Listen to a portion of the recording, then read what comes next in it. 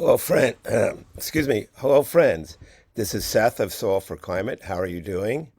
Thank you very much for being here today for our interview with filmmaker Josh Tickell. I apologize that Josh isn't online yet, but while we wait for him, I want to show you the trailer to the new movie Groundswell, which is the third film in the trilogy, in the Kiss the Ground trilogy, that includes Kiss the Ground and Common Ground and now Groundswell. And each film is really a testament to the magnificence of regenerative agriculture and regenerative grazing, I'll say, and to the importance of soil restoration to mitigating, if not reversing, global warming. So the entire trilogy really is a joy to behold. Oh, and there's Josh. Oh, well, perfect timing, Josh. I already started it just literally about 30 seconds before you came on, and I was just doing a promo about the movie. Can you hear me okay? I can't hear you, so you need to unmute. There we go. Sorry about that, Seth. Great to see you, Seth. How are you? Oh, good. Very good. Okay, thanks for dropping in. All right. Well, let me do the proper invitation now. Um, so I will read some boilerplate comments, but I believe every word of it. Soil for Climate is honored to host multi-award winning filmmaker, producer, and director Josh Tickell, who, with his directing partner Rebecca Harold Tickell, created the Kiss the Ground Regenerative Agriculture trilogy, including Kiss the Ground, Common Ground, and now the just released Groundswell.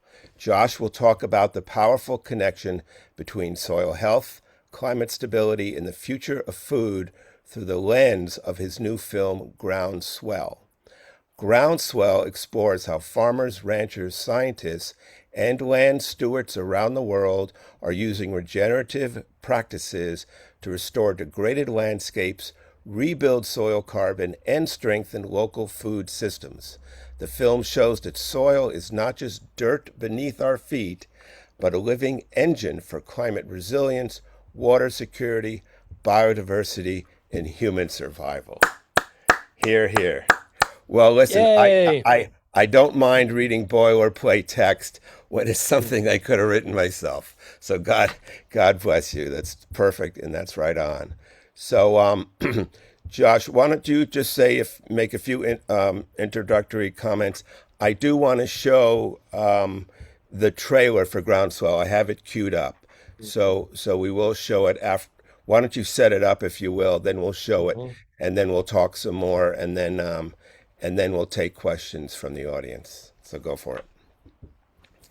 Well, great to be on the live stream with you, Seth. Thanks for having me. It's super exciting that this is the third film in a trilogy about soil. If you would have told me that I was going to make a trilogy of soil films as part of my life story, I don't think I would have believed you. Maybe a trilogy of action films or something. It's such an important topic. Those viewers and listeners who are on this stream know that it's the only way we're going to heal the climate. It's the only way we're going to heal our bodies. Groundswell, the name of this third film streaming on Amazon Prime, is really a movement. And it's a movement, Seth, that you've been part of, your team, your listeners, your followers. You guys have been part of this for a long time. And I think, we did an early interview for the film, Seth. You and myself, the team, Rebecca, we we talked a lot about the issues of sort of scientific falsehoods. This idea that regeneration doesn't work. That idea is very powerful. The other idea is that there's no consistent definition of regeneration. Another powerful idea. These concepts have been sort of regeneration doesn't work. That idea is very powerful. The other idea is that there's no consistent definition of regeneration. Another powerful idea. These concepts have been sort of regeneration doesn't work. That idea. I'm getting a little feedback here. Josh, I'm getting a little feedback. I don't know about you. my apologies. I'm also streaming into Facebook. So Uh-huh. my apologies for for the feedback, but please continue. That's all right. I'll call Mark Zuckerberg later and have him fix that up. Thank But you. but what I was saying is, we did this early interview, you and I, Seth, and we talked about the amount of scientific literature that validates the things that we've talked about in the movie, Kiss the Ground, Common Ground, and now Groundswell, the third movie, all on Prime Video, and how there is a counter to that science, how there is a desire to kind of block the science, obfuscate the science, confuse the science, because it's profitable. Let's face it, industrial agriculture is very profitable. It's why we do it in the United States. So we're breaking through that profit-driven falsehood. We're breaking through the false narratives, the false claims that industrial agriculture is the only way to feed the world. And we're showing it for what it is, a pretty greedy system that's based on extraction, that's based on poisoning us and making us sick. 60 to 70% of Americans have a chronic food-related illness. 60 to 70% of our calories come from toxic commodity agriculture, right? We're eating processed and hyper-processed food. So it's chemical laden. It's where they can make the most margins. It's where they can box and bag the most calories, and it's making us sick. Well, there's no accident. Calories equals sickness. Where did we get the calories? We got it from sick soil, right? So we're making the soil sick, we're eating sick calories, and we're getting sick. And it is a direct line. It's a direct correlation. And that's the truth that they don't want you to know. And that's why Groundswell is such a powerful film. And it's powerful. We got it out on a major streamer because it's going to show you the truth. And that's why everybody's got to watch the film. Everybody's got to share the film. And you've got to be like a religious zealot with this movie. You've got to join the Groundswell movement. It's one of the few ways that we can kind of free our minds from the prison of industrial agriculture. And it's one of the only ways we're going to heal our planet. So that's my intro to the film. A little bit radical, a little bit fire and brimstone, but I think we've got to be kind of radical if we're paying attention these days. Well, Josh, thank God for you, because frankly, I feel like relieved. Like, oh my God, I don't have to, carry the torch, by myself anymore. There's a whole community, and you guys, the way you're promoting it in major media is just really like honestly, I feel like, oh, thank God, you know, I've been waiting for this, and it's so good the way you do it with the graphics. Like I even noticed how even between the first one, 2020, and this one, 2026, just how the graphics have improved. There's sort of the infographics, and like I remember the first time just on PowerPoint where I took a little carbon dioxide symbol and overlaid it over a cross section of soil just to try to make the point that carbon is in soil. And and I was like, wow, you could do that. And now, like, the way the infographics revolution has taken off, you guys are really masters of that, and you're really masters of cinematography, the way you make everything so close and so personal. So I'm obviously just speaking from my heart here. So anyway, this seems like a good setup to show the trailer on YouTube. So let me do that share real quick right now.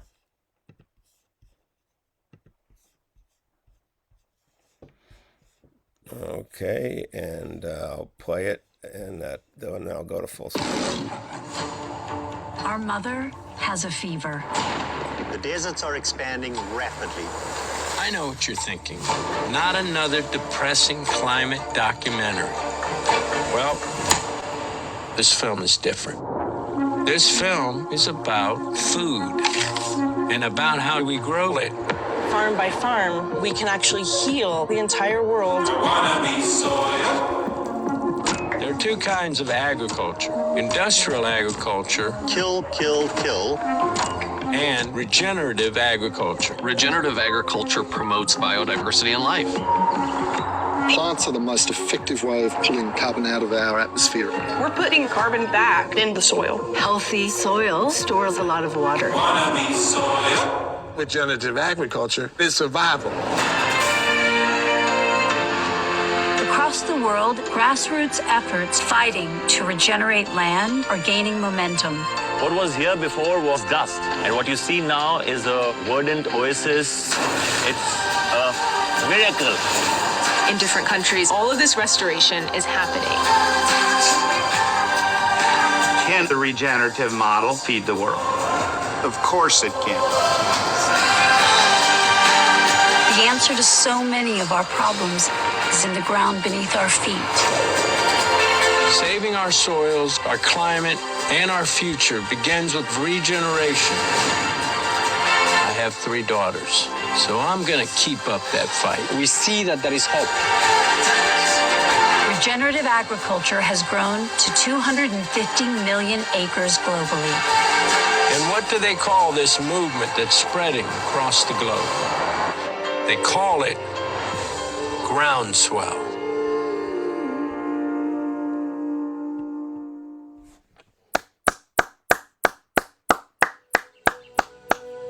Really? Oh, hang on. I don't know what we're watching now. Oh, good Lord. Okay, hold on. I stopped the share, but you're still seeing something? Still hearing, yeah. That's all All right. right, hold on. Good heavens. Yep. Oh, that's another movie. Hold on. Oh, Lord, help us. It's all right. If you watch one movie this year, you know, you should watch the new Mandalorian movie. But if you watch 2, you should also watch Groundswell. So Techni here trying to do it. I stopped the share, but it was still playing in the background. Okay. Yeah, it's a lot to manage. It's a lot to manage, right? I need You're doing an a great engineer. job, and you're I doing need a an great job. engineer, by the way. You're doing so- a great job. Yeah. All right. So anyway, absolutely fantastic. The visuals, everything. I just loved watching it.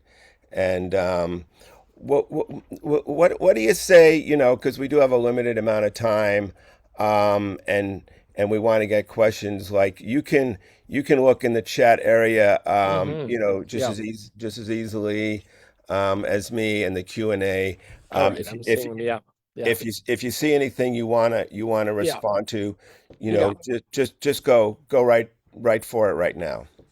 Yeah, yeah. I think a lot of people are going to want to know about hosting a screening. The great news, it's on Amazon Prime Video. So, you know, we're going to have a host a screening form coming up on the website. But honestly, guys, you could just let's screen the film now. Let's do a host a screening Friday night. Let's get the family watching it, the friends, you know, partners, husbands, wives, boyfriends, girlfriends. It's a great date movie. It's a great family movie. It's going to have you feel good. Like there's not a lot of films that you're going to watch where you're going to be like, gosh, I literally feel better about myself and the planet. I think the movie is healing. I think it's mentally and emotionally healing to watch Groundswell. And Yeah, that's a big yeah. that's a big plus, you know. I concur. And you know, a good buddy of mine wrote me the other day, excuse me, and he said he did the marathon. He watched all 3 movies in a row. So he binge watched on the Kiss the Ground trilogy.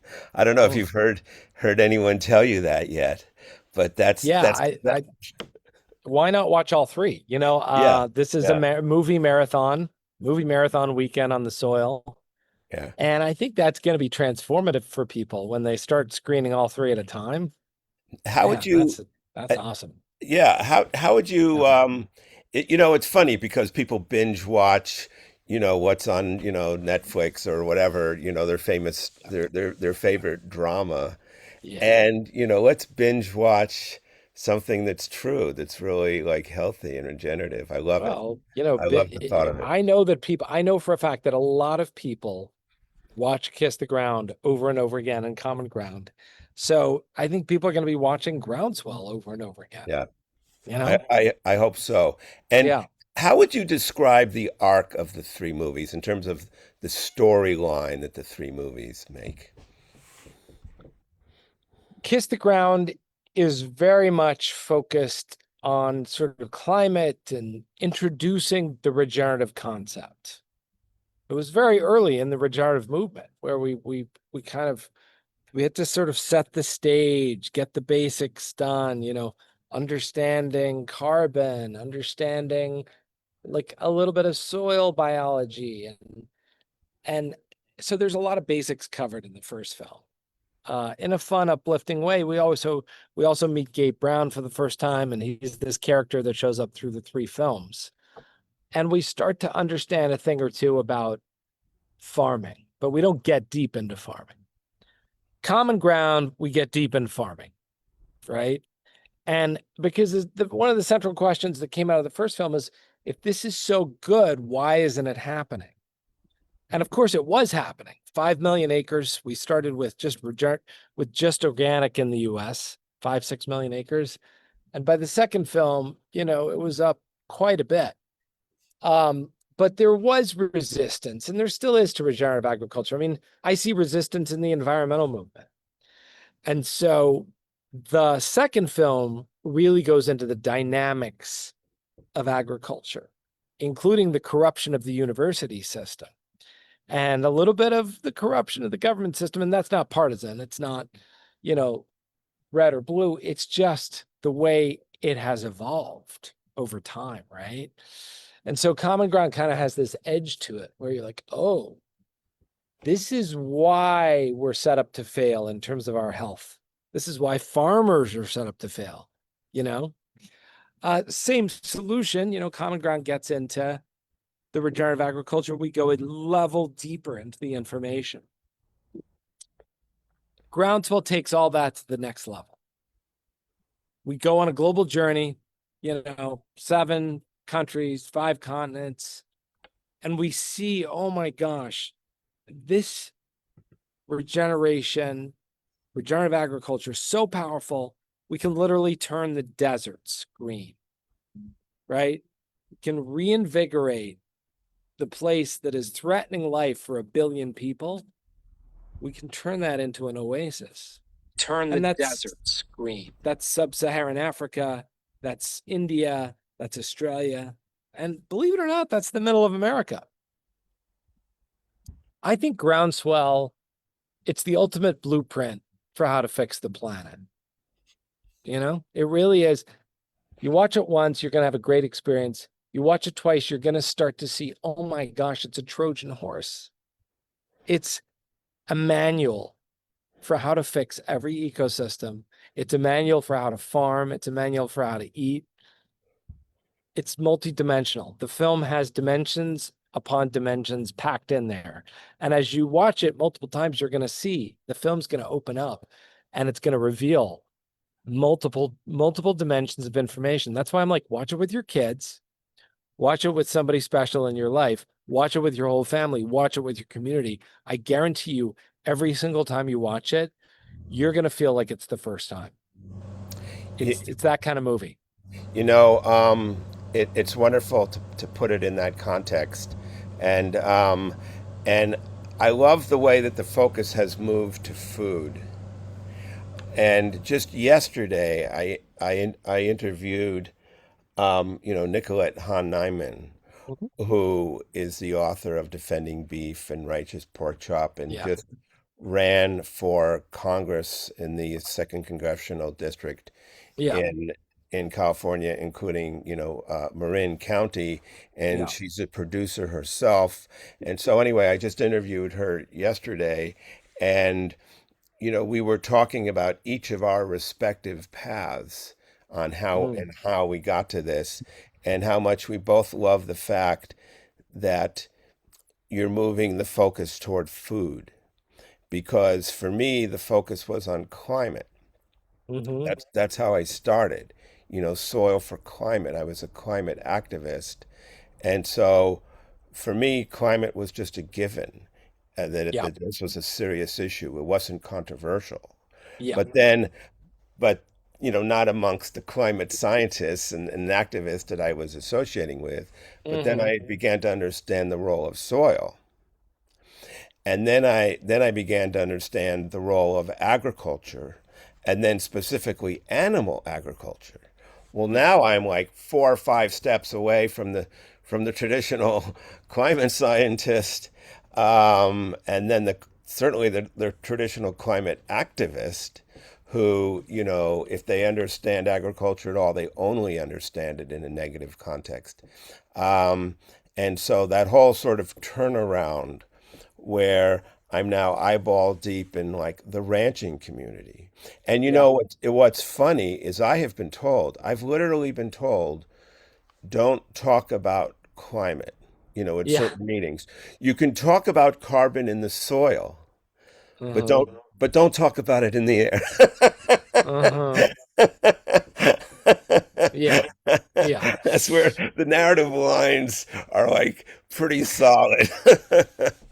Well, I think the funny thing is, look, we're bucking the system pretty hard with this. The reason we have destroyed much of the planet is extremely linear, extremely extractive thinking, right? It's you take a resource out of the ground or you remove it from the ground or even the oceans, you churn it up, you use it up, and you create waste. That's capitalism. That's capitalism version 1.0. And it's been an interesting ride. We've brought, by the time that journey is going to be complete, we're going to have brought 10 billion people living simultaneously into the planet. We're going to have destroyed 75% of the terrestrial resources. So 75% of the soil, 75% of the plant life, 75% of the ecosystemic networks that sustain life. And about half the trees, we've taken it down from 6 trillion to about 3 trillion trees. So we've done a good job of converting the planetary resource into modern civilization, but we're literally eating the planet. And the same reductive linear thinking that created the destruction is creating a lot of the solutions. For example, we should get rid of cows. Cows are bad. Well, that's a kindergarten perspective. Not to throw anybody under the bus, but honestly, if that's your perspective, you have yet to fully understand how an ecosystem works. You've probably spent most of your life in a city.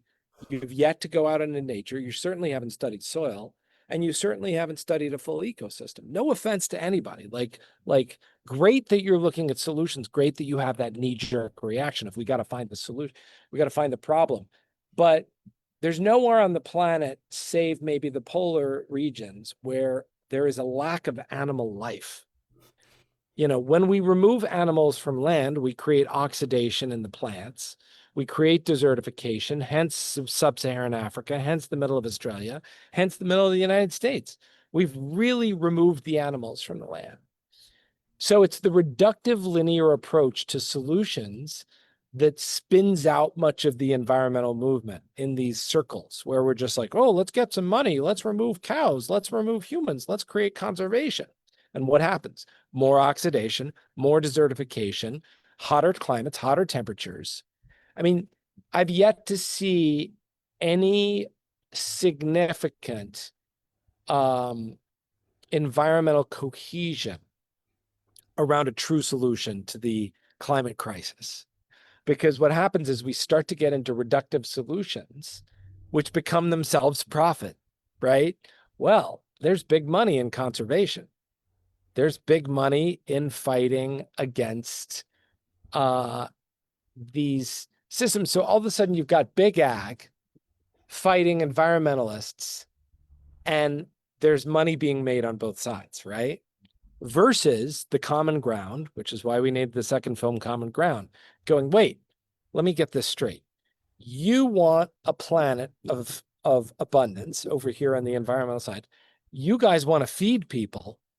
What exactly are we fighting about? Like, regenerative agriculture is the bridge between the food machine of the planet and the people who are aware that there's an environmental crisis. We're not going to get rid of humans and therefore alleviate the environmental crisis. We're not going to get rid of cows and therefore alleviate the environmental crisis. Humans are a part of the ecosystem. Ruminants are a part of the ecosystem. So how do we close the circles versus extraction, usage, waste? How do we go creation, co-creation with nature, co-usage with nature? Waste is a resource that feeds back into the beginning. And that's all regenerative agriculture is. It's closing the production cycles on food so that when we eat something, when we eat a steak, when we eat a lettuce, when we eat a tomato, when we eat a grain, the act of that consumption has a supply chain that begins with generating soil. We talked a little bit about before about there's this myth that I think is very perpetuated by big industrial ag companies that don't want to get on board yet. And by the way, all industrial ag is not the same. And I'll get to that in a second. But there's a myth that regenerative agriculture has no clear definition. That's absolute and total false. That's a falsehood, right? That's totally a lie. Regenerative agriculture has a simple, basic, measurable, quantifiable, universal definition. Does it build soil carbon? It's binary, yes or no. If it does not build soil carbon, chances are it is not regenerative. And if it does build soil carbon, it is very hard to build soil carbon without being regenerative. Long term. You can do it short term in different ways. Measured year in year, you pretty much have to be regenerative to build soil carbon. And if you're not building soil carbon each year, it's probably because you're not regenerative. It's a universal measuring stick. So when companies, when farms, when governments get stuck in that box, they get really upset. And then they start throwing bombs at the science, right? But it's bulletproof. It works the same every single place, which is why Groundswell is such a groundbreaking film. It's why you have to share it with everybody. It's because it shows this is universal. These are universal nature principles, kind of like gravity. It doesn't work different in Africa than it does in Alaska. It's the same thing.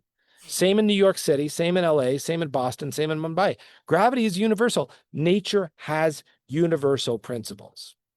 And one of those principles is that when you manage an ecosystem for soil and you do it well, carbon in the soil builds. Everything else stems from that, right? So it's very simple. So definition is simple. Now let's look at industrial agriculture. Is industrial agriculture inherently bad? Well, in Groundswell, we worked with Nespresso. Okay, some people are going to be like, oh my gosh, you sold out. I went to visit the coffee farms that Nespresso works with in Colombia. You want to talk about amazing regeneration? Co-planting multiple species of trees with the coffee, regenerating forests, regenerating economies, regenerating ecosystems, whole areas of the country regenerated. They're measuring species counts, they're measuring birds, they're measuring biodiversity. All that stuff's off the charts. You go half a mile in any direction, and you're looking at fields where the forest has been raised to the ground to grow coffee. It literally looks like a different planet. And you're going, this is the coffee that's in the pod that goes in the Nespresso machine. Yes, that's called a supply chain. And when you do it right, the farm that grows the thing regenerates the economy. And we as the consumers buy it.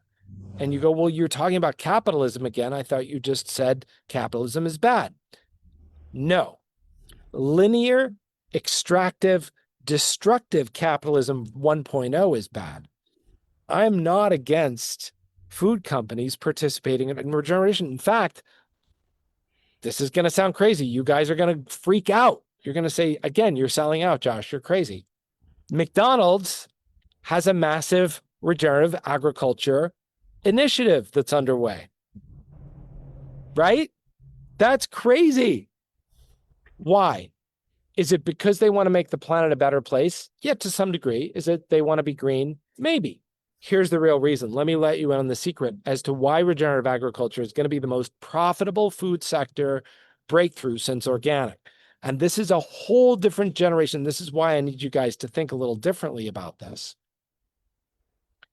If you're a big company, let's say you're a chocolate company, let's say you're a fast food franchise, you start looking at your supply chain, where you get your products. The last 5 to 10 years have been a mess. As hurricanes hit, as wildfires hit, as droughts hit, as the frequency of these things go up planetarily, your costs are going up. The ability for you to produce a consistent product is going down, which means that if you're a big company and you're supplying a global marketplace, you see costs doing this, you see supply doing this, and you see your company going out of business.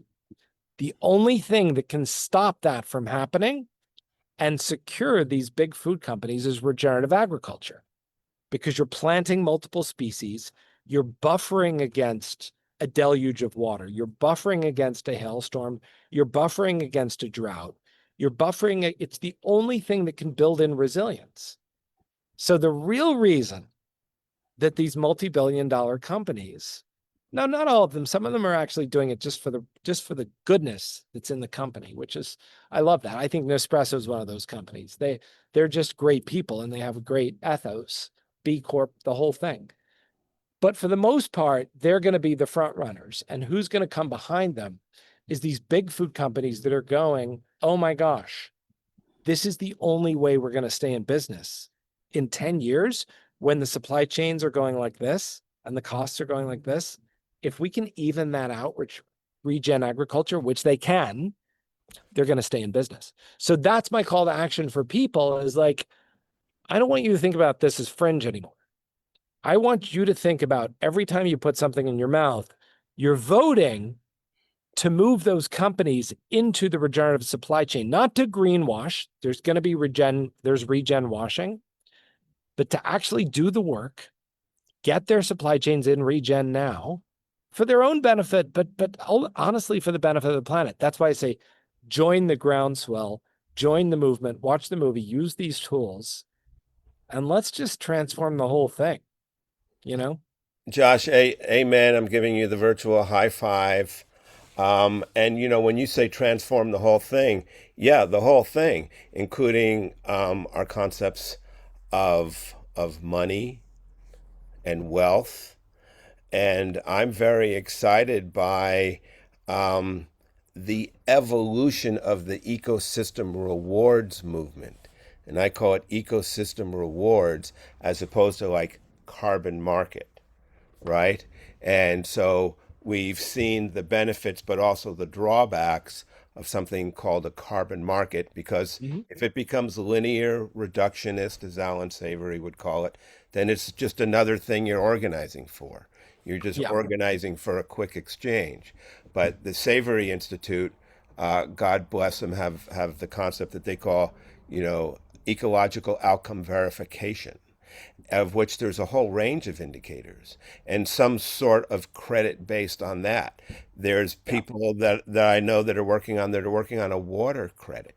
If you can show that the land is retaining water, that could be some sort of credit. And a credit is what? Is money. And so this whole concept of redefining money as ecosystem health is really what it boils down to, that you're getting your wealth from the ecosystem itself. And and when you talk about let's change everything, whatever, bang, right there. And I love that concept. And then when we think about sort of like, let's just say it's also long-term versus short-term. We all know that an exploitive system does maximize short-term return, but it also destroys long-term return. And so, can we be more invested in long-term return, including economic return? So those concepts themselves are fascinating to me. I'd love to have just a separate webinar on, on wealth and what does that look like in the future. But look, it is 3:06 now. We did say 3:15. Well, at least on my end, quarter past. Can you go a little bit longer, or you have a hard I can go till 3:15 your time, 12:15 my time. So yeah, let's I do want to touch on that regenerative economy. Like, there's a bigger vision here, right? And I know people get nervous when I talk about big companies, because we're supposed to be revolutionaries. We're supposed to be bucking the system. Trust me, there's going to be a lot of bucking the system to get the system to where we need it to be. But That's a good point. we need the big companies to start to play ball. That's the economy. Like, I'm a complete solar punk at heart. I am dyed in the wool, held my first protest sign when I was 6 years old, environmental activist for the majority of my life. And I think my films and the work that I've done, independent of the films, speaks to my commitment to this movement. I want to move the economy of the planet, right?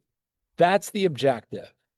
Food is the direct access. It's the universal access that we have, regardless rich, poor, regardless of color, regardless of culture, location, geography on the planet. It's our universal access point. So once these food companies begin to see the cyclical nature of wealth, you were talking about the cycles of wealth that come in a regenerative cycle, it's going to spur a larger conversation. The ultimate conversation we're going to have is about the regenerative economy, regenerative economics, and what that means. Exactly. That means that Right.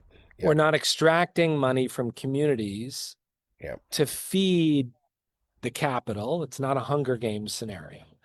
It's a regenerative model in which communities themselves get better from the soil up.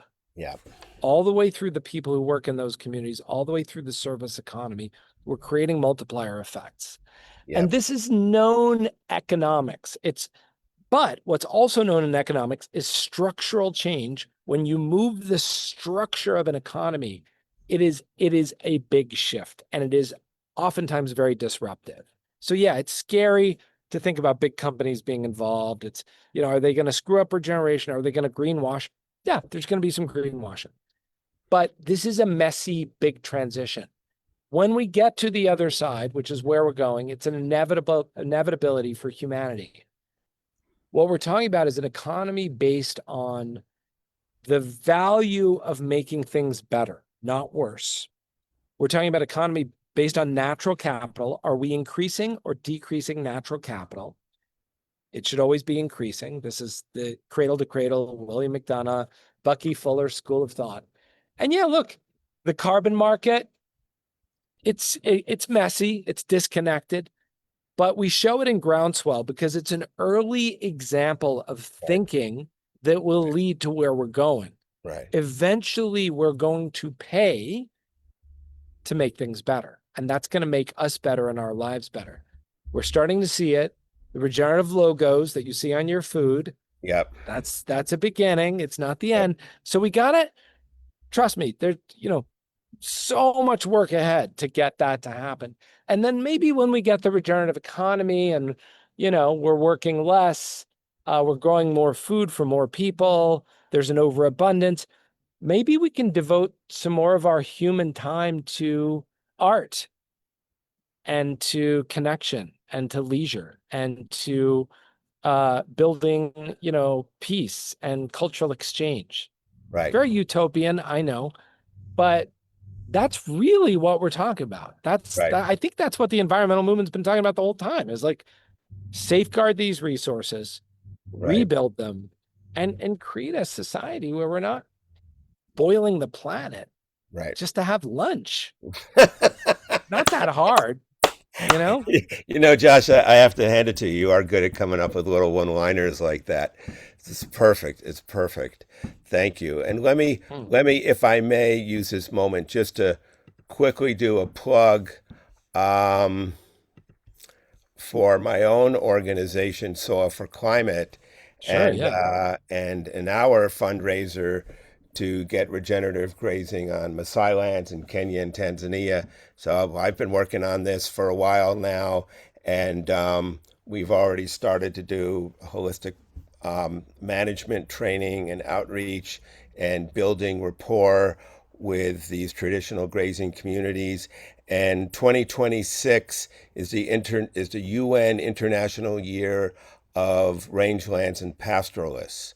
And so we've been, building on that theme to to highlight pastoralists as really being at the forefront of this revolution, and not sort of like a legacy food system, but in fact, an innovative, futuristic food system that can be restoring soil while producing food and also mitigating the impacts of global warming.